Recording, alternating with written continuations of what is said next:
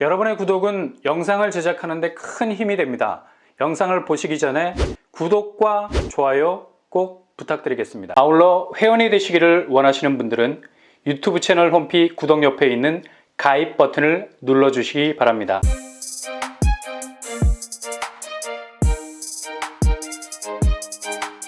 안녕하세요. 빰바람 복덕방입니다. 요즘 한 주 한 주가 정말 진기명기를 보는 듯한 착각에 빠지게 할 정도로 부동산 궤적이 연일 기록을 쏟아내고 있죠. 일단 모든 자산 시장은 현 상황에선 하락 추세, 금융, 주식, 부동산, 비트코인, 금값까지도 이렇게 전 세계적인 자산 가치 하향세를 보이고 있는데요. 가장 직접적인 이유는 바로 미국발 기준금리 인상으로 허리띠를 졸라매고 있는 긴축에서 이 모든 사단이 일어나고 있는 거죠. 여전히 미국 중앙은행은 강경한 발언을 쏟아내면서 시장을 쫄게 만들고 있어요. 어찌 보면 긴축을 위한 긴축처럼 보일 정도로 중단 없는 전진을 시사하고 있는데요.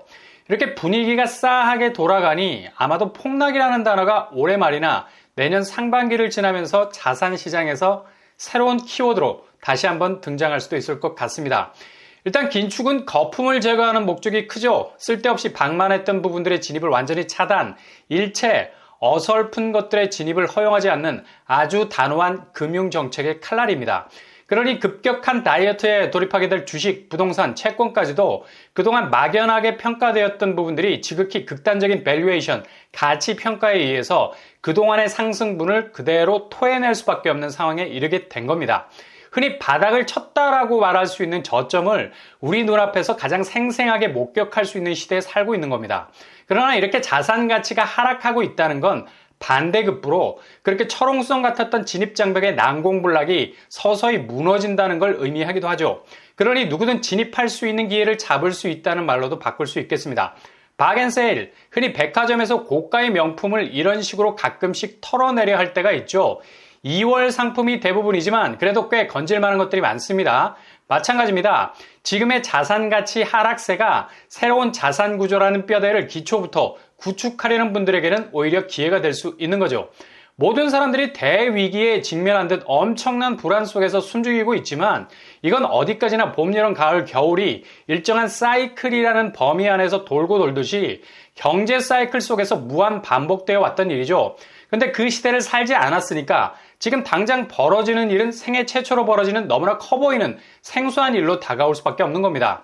그러나 눈을 크게 뜨고 바라본다면 지금의 자산가치 하락 국면은 어찌 보면 부동산에서 내 집 마련을 통해서 새로운 자산가치를 창출해내려는 분들에게는 더할 나위 없이 좋은 변곡점이 될 수 있다는 얘기죠. 그러니 앓는 소리에 착각해서는 안 됩니다.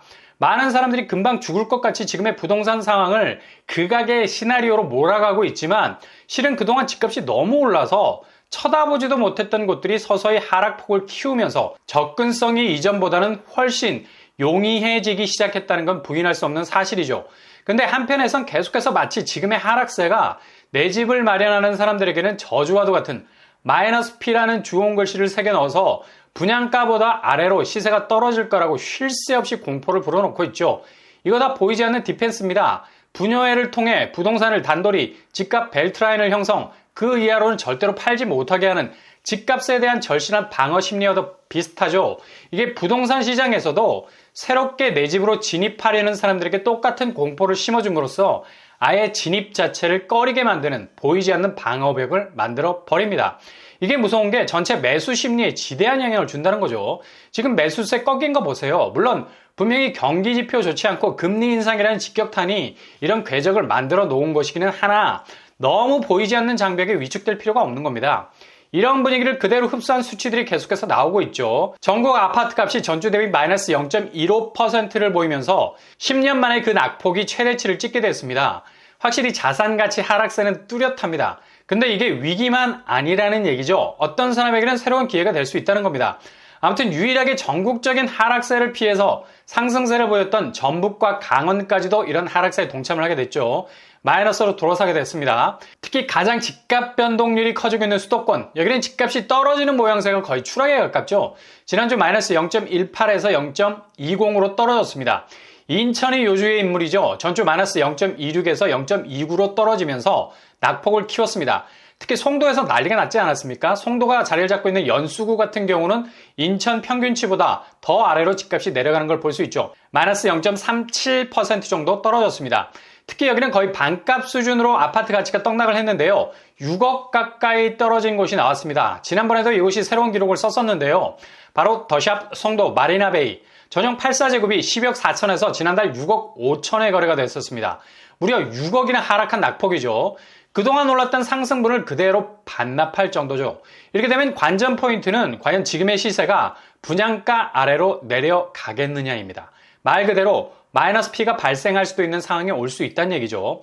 그리고 송도의 랜드마크 아파트 힐스테이트 레이크 송도 역시도 84제곱이 11억 3천에서 8억 5천에 거래가 돼서 3억 정도 하락하는 추세를 보이고 있습니다. 이렇게 송도는 그동안 너무 터무니없이 집값이 올랐었고 주변 교통호재도 GTX-B가 지연되는 분위기여서 썰물처럼 집값이 빠져나가는 추세죠. 경기 역시도 마이너스 0.20에서 0.21로 여전히 하락 추세를 멈추지 않고 있습니다. 특히 동탄에 있는 화성 마이너스 0.34 그리고 수원이 마이너스 0.32 유독 하락세가 뚜렷한 곳들이라 할 수 있겠어요. 그래도 동탄에서 이번에 나온 유림 노르웨이숲 무순이 줍줍은 이런 하락세에도 불구하고 로또 단지였다고 할 수 있겠죠. 분양가 수준으로만 내려가지 않으면 충분히 낮은 장벽으로 진입할 수 있는 기회도 잡을 수 있는 곳이었습니다. 서울 역시도 14주 연속 마이너스 0.13% 내려가는 하락세를 보였고요. 특히 노원구, 도봉구, 은평구 하락세가 뚜렷한 상황입니다. 이렇게 하락 추세라 해서 그냥 부동산의 종말이 오는 게 아닙니다. 늘 전체적인 큰 그림을 보셔야 된다는 거죠. 송도가 6억이 빠진다는 건 그만큼 입지적인 경쟁력이 한순간에 평가절하될 수 있는 요소가 있어서이고요. 이후 회복하려면 광역교통망이 조금 더 속도감 있게 들어오게 된다면 분위기는 분명 달라질 수 있겠죠. 여기도 지금 떡락이지만 그래도 뭔가 다시 튈 수 있는 잠재적 요소는 있기 때문에 지금의 저점이 의미가 있는 거죠. 이런 분위기는 내년 하반기까지 이어질 전망이고요. 분명 저점에서 진입할 수 있는 기회의 문이 조금씩 열리고 있다는 점은 꼭 염두에 두셔야 되겠습니다. 내가 가장 효율적으로 접근할 수 있는 집을 골라낼 수 있는 새로운 자산 구조라는 뼈대를 구축할 수 있는 서부시대의 골드러시와도 같은 때입니다.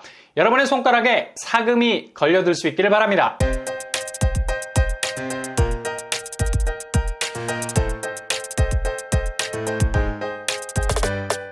오늘의 부동산 캐리커처 충격 6억까지 떨어졌습니다. 매물은 쌓이고 시간은 무주택자 편입니다. 조금만 기다리면 가장 확실하게 올라탈 수 있는 저점의 기회가 올 수도 있겠습니다.